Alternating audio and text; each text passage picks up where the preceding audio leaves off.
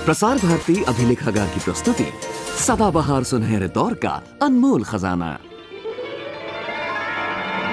बहनों और भाइयों, मेरे देशवासी बहनों और भाइयों, साथी नागरिकों, बहनों और भाइयों, और मेरे देश के प्यारे बच्चों, संग्रहालय की गलियारों से हास परिहास।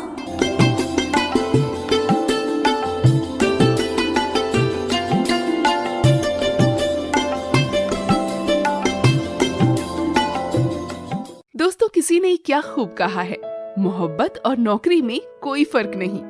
इंसान करता रोता रहेगा पर छोड़ेगा नहीं। जूते महंगे हैं अब, पर छोटा सा सफर है।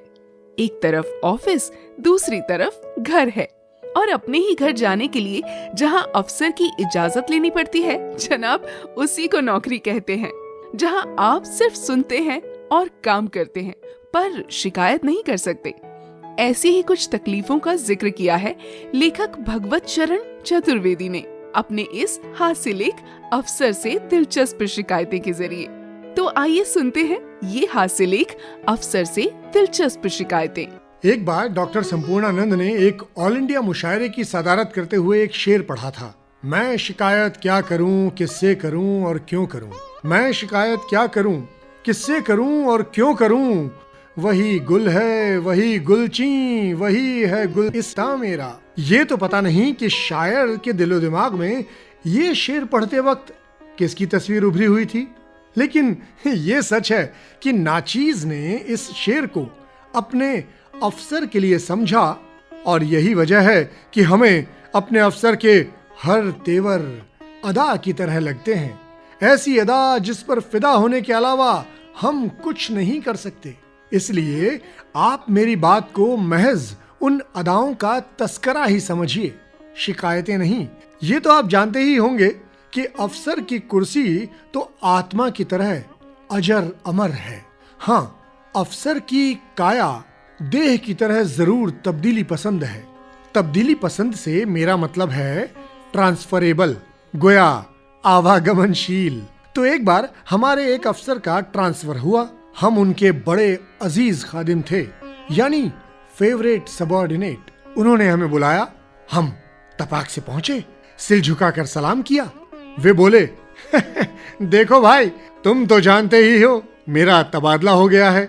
हमने अपने शब्दों को आंखों के समुंदर में डुबाते हुए भरे गले से कहा, जी, ये मनहूस खबर मैं सुन चुका हूं।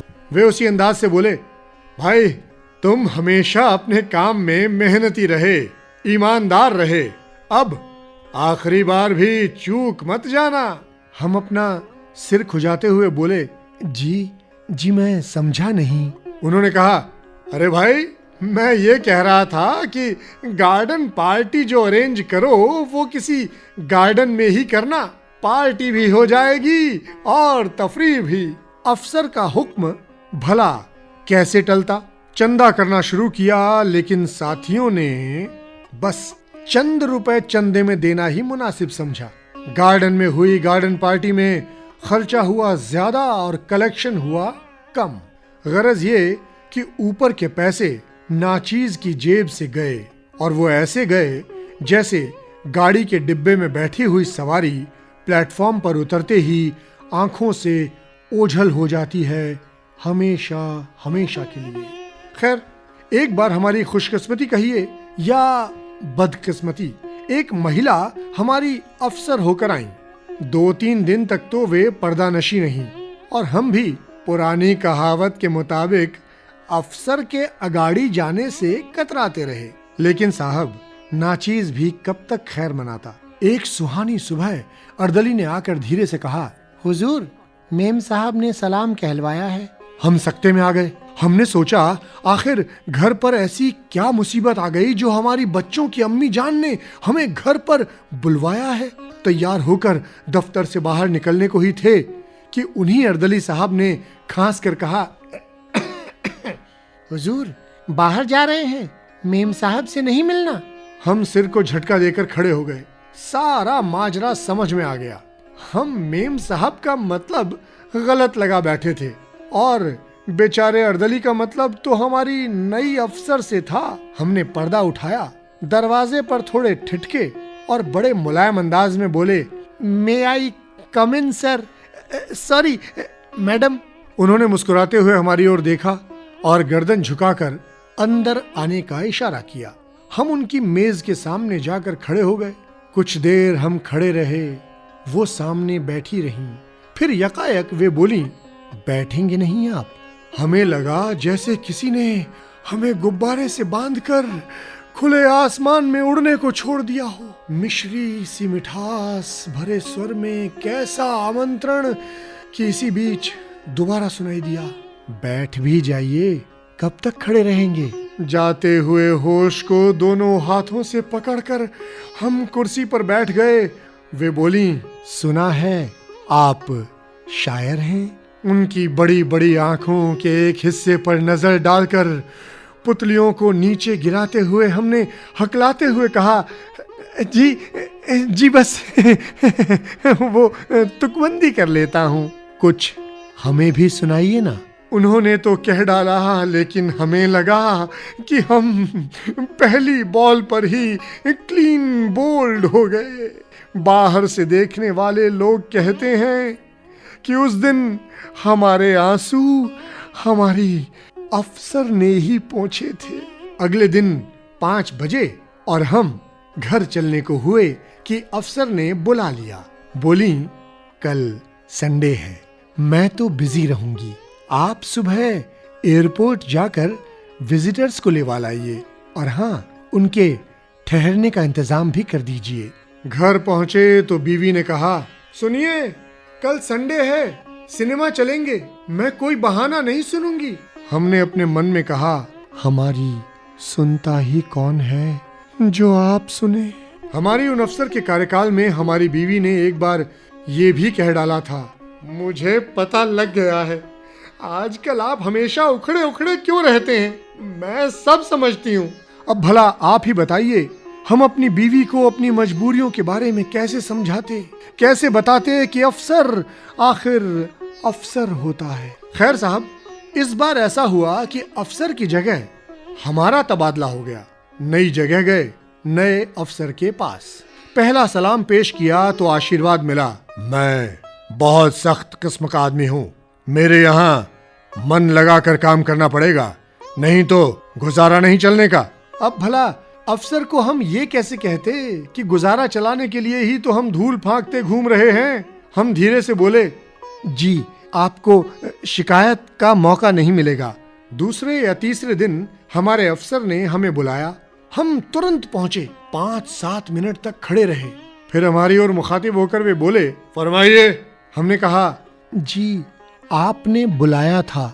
उन्होंने कहा, हाँ साहब, बिना बुलवाए आप थोड़े ही आएंगे।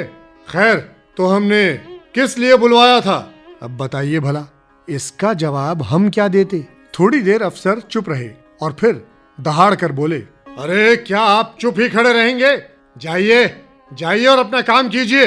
हम खामोशी से बाहर निकल आए, अपने गाल पर हाथ का एक तमाचा मारा और अपनी सीट पर आकर बैठ गए। खैर, कुछ दिन बाद ही अपनी लाज बचाकर हम वहां से चलते बने।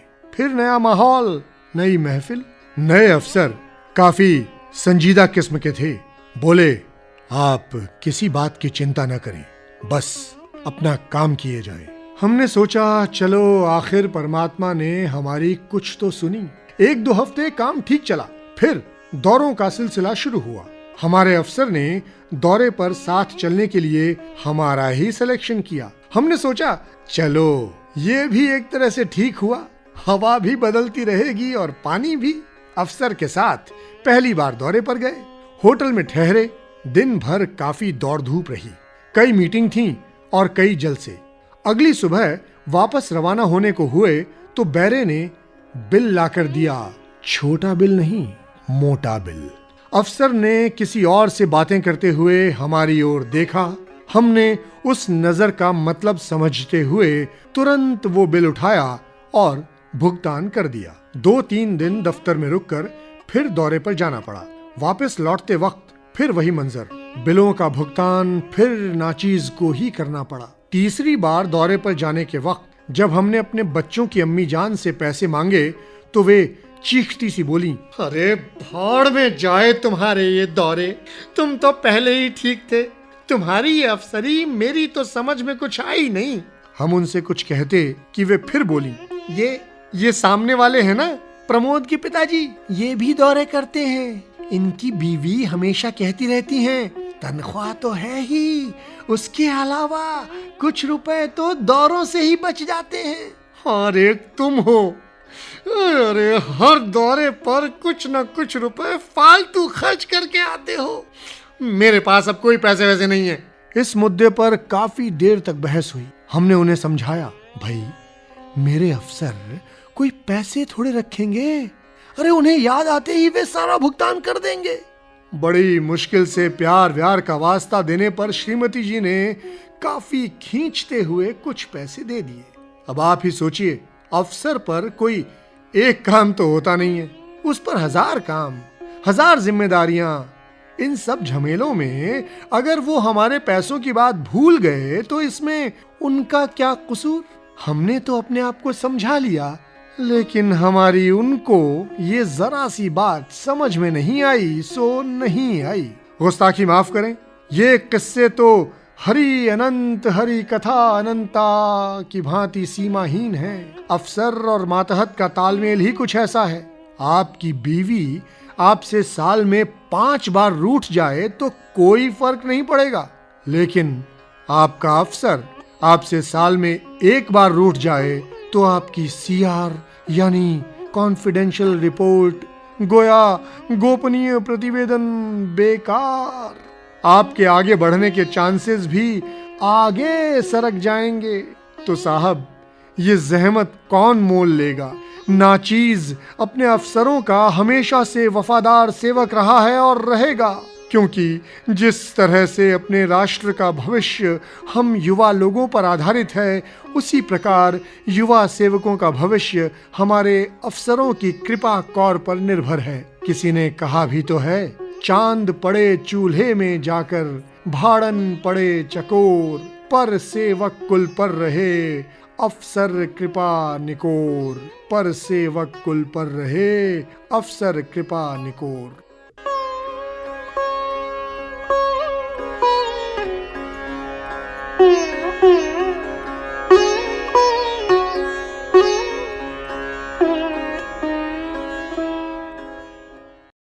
अभी आपने सुना हास्य लेख अफसर से दिलचस्प शिकायतें। लेखक थे भगवत शरण चतुर्वेदी। वाचन था निधिकांत पांडे का। कंपेयर थी रेखा रानी। कार्यक्रम सहायक रवि कुमार सिंह और निर्मात्री रंगोली श्रीवास्तव। अपनी राय और अपने सुझाव हमसे साझा करने के लिए आप हमें ईमेल कर सकते हैं। हमारा ईमेल आईडी है archives@prasarbharati.gov.in।